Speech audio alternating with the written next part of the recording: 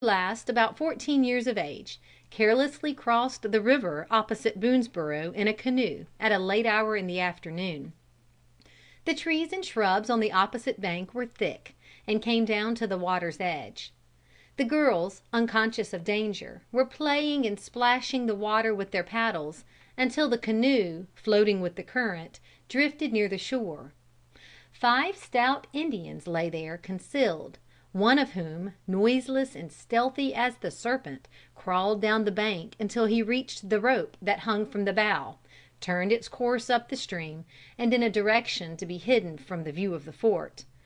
The loud shrieks of the captured girls were heard, but too late for their rescue. The canoe, their only means of crossing, was on the opposite shore, and none dared to risk the chance of swimming the river, under the impression that a large body of savages was concealed in the woods. Boone and Calloway were both absent, and night came on before arrangements could be made for their pursuit. Next morning, by daylight, we were on the track, and found they had prevented our following them by walking some distance apart through the thickest canes they could find. We observed their course, and on which side they had left their sign, and travelled upwards of 30 miles.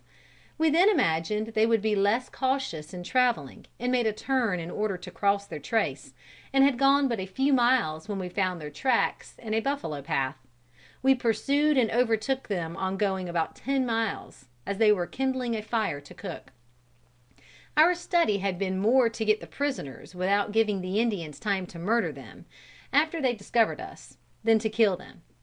We discovered each other nearly at the same time.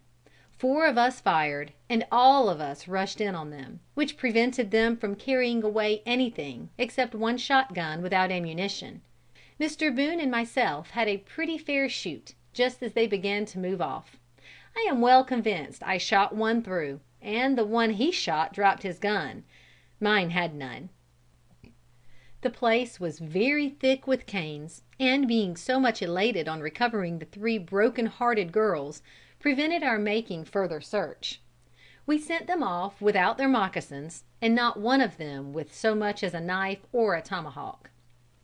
The Indians seemed to awake increasingly to the consciousness that the empire of the white man in their country could only exist upon the ruins of their own. They divided themselves into several parties, making incessant attacks upon the forts, and prowling around to shoot every white man who could be found within reach of their bullets.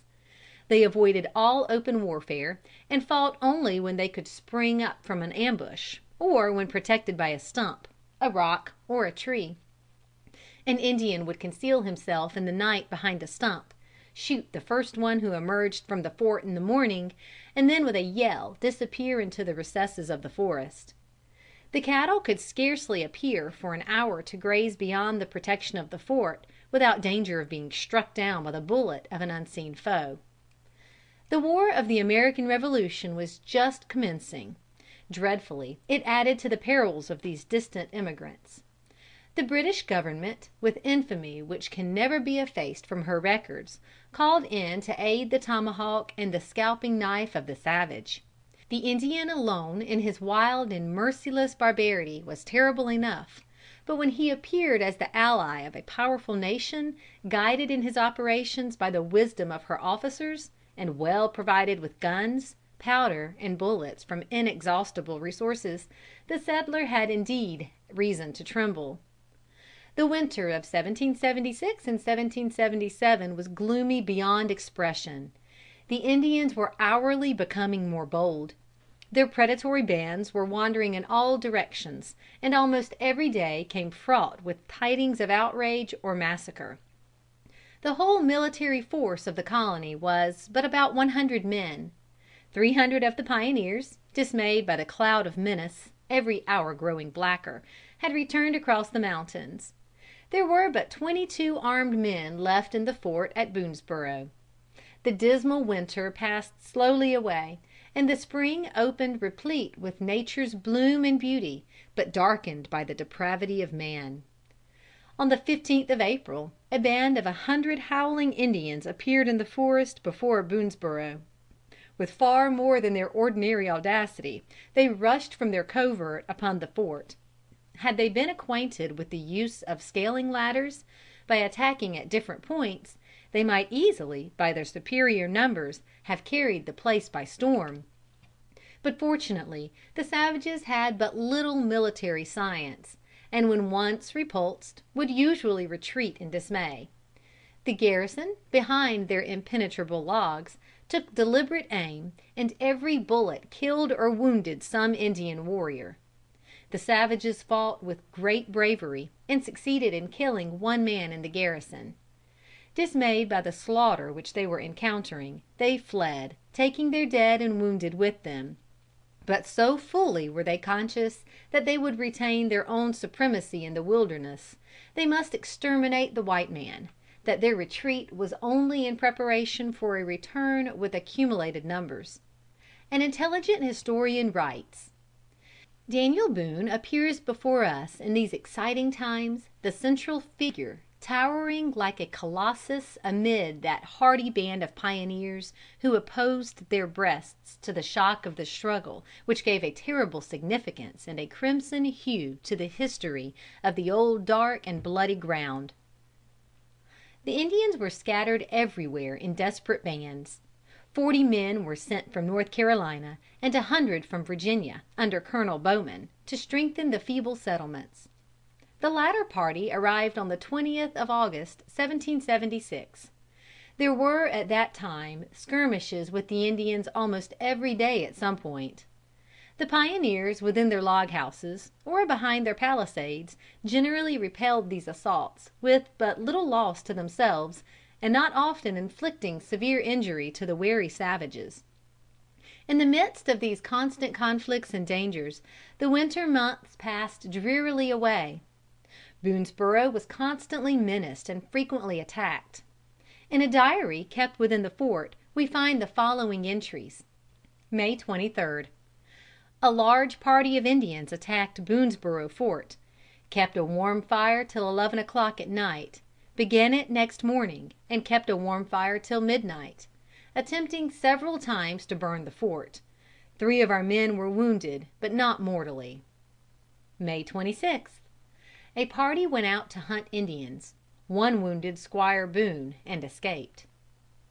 Very cruel warfare was now being waged by the majestic power of Great Britain to bring the revolted colonies back to subjugation to their laws.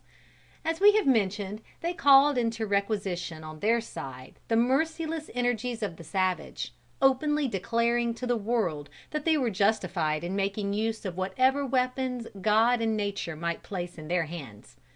From the strong British garrisons at Detroit, Vincennes, at Kaskaskia, the Indians were abundantly supplied with rifles, powder and bullets, and were offered liberal rewards for such prisoners, and even scalps, as they might bring in. The danger which threatened these settlements in Kentucky was now such as might cause the stoutest heart to quail. The savage had been adopted as an ally by the most wealthy and powerful nation upon the globe. His marauding bands were often guided by the intelligence of British officers. Boone organized what might be called a corps of explorers to go out 2 and 2, penetrating the wilderness with extreme caution in all directions, to detect any indication of the approach of the Indians. One of these explorers, Simon Kenton, acting under the sagacious counsel of Colonel Boone, had obtained great and deserved celebrity as among the most heroic of the remarkable men who laid the foundation of the State of Kentucky.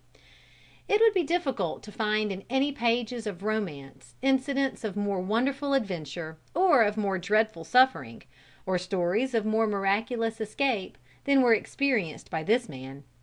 Several times he was taken captive by the Indians, and though treated with great inhumanity, succeeded in making his escape. The following incident in his life, occurring about this time, gives one a very vivid picture of the nature of this warfare with the Indians. Colonel Bowman sent Simon Kenton with 2 other men, Montgomery and Clark, on an exploring tour. Approaching an Indian town very cautiously in the night, on the north side of the Ohio River, they found a number of Indian horses in an enclosure. A horse in the wilderness was one of the most valuable of prizes. They accordingly each mounted an animal, not daring to leave any behind, which would aid the Indians to pursue them.